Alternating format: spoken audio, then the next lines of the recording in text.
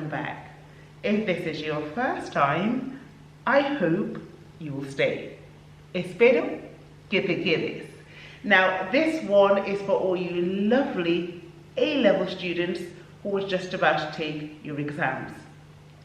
Now, if you're doing Spanish, you know that there's a massive emphasis on reading, and just getting that vocabulary in, because there's just so many new words and expressions to learn. But I definitely think this list is going to help you do that much better on your speaking and your writing exam. Now, as I did with this, you can do the exact same. You can go away and do the exact same thing.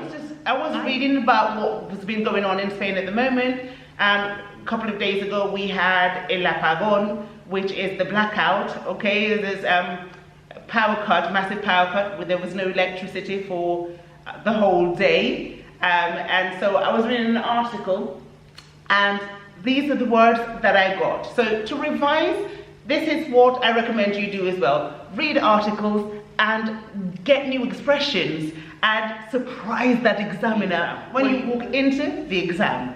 Okay, so let's see what I've got for you, and let me know the ones that were new for you. Okay, so let's begin. An expression that I got, and I think that it's very useful for you to know, is cada vez más. Okay, this is a way of expressing that we're seeing something more and more. So more and more, we can see that prices are rising. Okay, so, or increasingly. So we can translate that to or more and more, or increasingly, more and more, or increasingly. You're seeing a trend, right? Okay, so more and more young people are participating in sports. So more and more, or increasingly. Okay, I love that.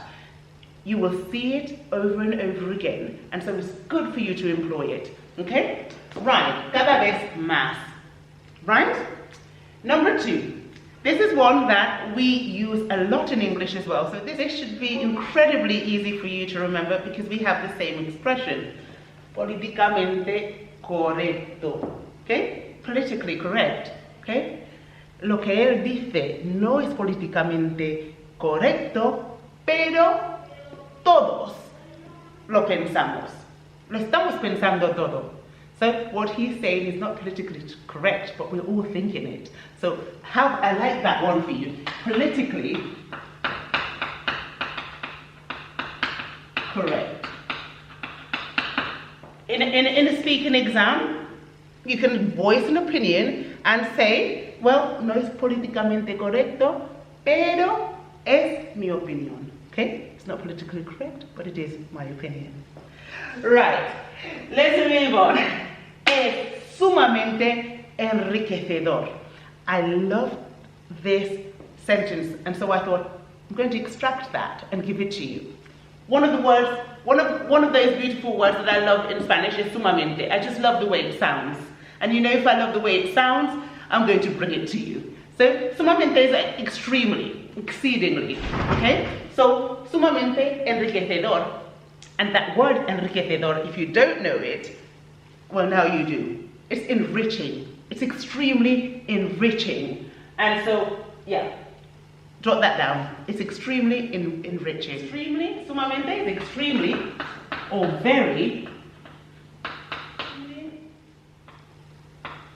enriching.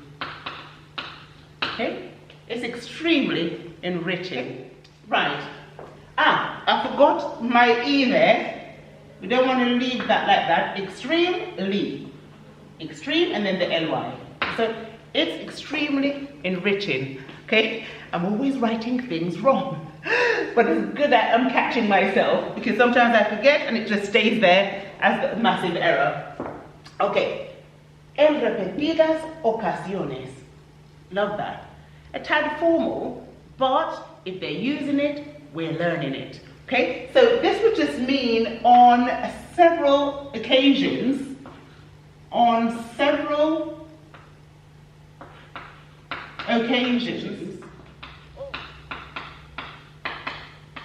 okay? Or you could even say repeatedly, okay? We've seen this kind of behavior repeatedly. Hemos visto este comportamiento en repetidas ocasiones, okay? Love that. Right, number 5, you should have seen it if you've been on this channel for a while, okay? Por una parte, okay? So it's to show two sides of something. Por una parte, on one hand,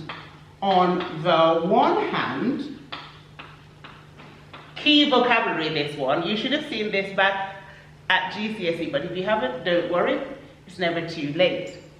And on the other hand, on the one hand, or on the other hand,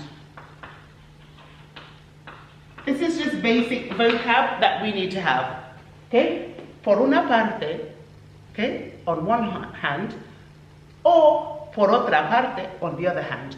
You might have seen it por un lado, lado is side as well, y por otro lado, which would be the same exact thing, okay? So we have to make sure that we have synonyms, okay? Great. Moving on to number 6. Puede resultar abrumador. Abrumador is one of those words that I really like as well. And so if you haven't seen this in lower school, now you know what it means. It means overwhelming. Puede resultar, we're not going to translate that quite literally. We'll just say it can be overwhelming. Puede resultar, so we don't always translate every single word we see, and so that's just to make it sound more natural. So it can be overwhelming, okay? Overwhelming. Overwhelming. Okay?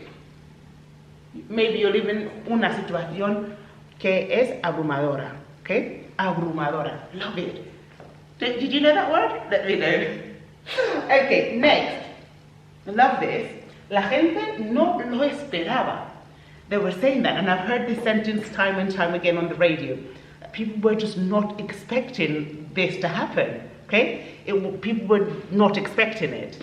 La gente no lo esperaba. So, literally, people, la gente, no lo esperaba, were not expecting it. So, that is it. People, it was unexpected, wasn't it? People were not expecting it. Expecting it. No lo esperaban. Okay? People were just not expecting it. It was just, it's never happened before. So it was quite unexpected. Yeah? No lo esperábamos. We didn't expect it. La gente no lo esperaba. It was quite an unexpected. People didn't expect it. Fantastic. Moving on. Deshacerse de. Love this expression. To get rid of. Okay. So they were talking about getting rid of the president and putting somebody more able in his position. Okay, not my opinion. I'm just giving you vocabulary here. Okay, so to get rid of. Rid of. Okay. Okay, not going to say anything more about that one. Let's just move on. I don't want to get into anything political. Okay, hay matices. Okay, so hay matices. The word matiz is a nuance. So you know when you're talking about art, it would probably be the colors, the subtle differences. So matiz, a nuance, is a subtle difference. So hay matices means that there are nuances. There are nuances. Okay? Matiz in plural is with C-E-S, but in singular it's just a Z. Matiz. Okay? Matiz. So there we go. Okay? So there, nothing's black and white. You have to look at the grey areas as well. There's slight differences, you know, and that's just the way the world works. So you really have to stop and think about what you have in front of you before you make a decision, because there are nuances, okay? There's subtle differences. So I like this expression, and you will hear it a lot. These expressions, it's just showing that we've risen up a level.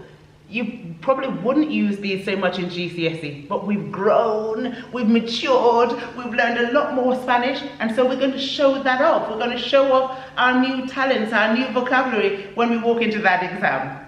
Okay? And the last one, tienes que acatar las condiciones del contrato. Okay, I love this word acatar for you because I think it's an advanced word and you need to know it. Okay, just because when you're reading something that's a little bit more formal, you will see this word a lot, and it just makes you sound a little bit more fluent. That's all I'm saying, a little bit more educated, and that's what we're looking for, right? So acatar just means to comply with something. Okay, whether it's a rule or conditions, and so that's how we've employed it. Tienes que acatar a las condiciones del contrato. So you have to abide by the conditions of the contract. Love that word, acatar. Write it down. Make sure you write the definition. Okay, acatar, to abide by. Okay, to follow something, to comply with. Okay. That is it, guys. We've reached the end, and I do hope that you're walking away with some new vocabulary and something very valid from this session. And with that, I'm going to leave you until next time. See you soon. Adios. Bye, guys.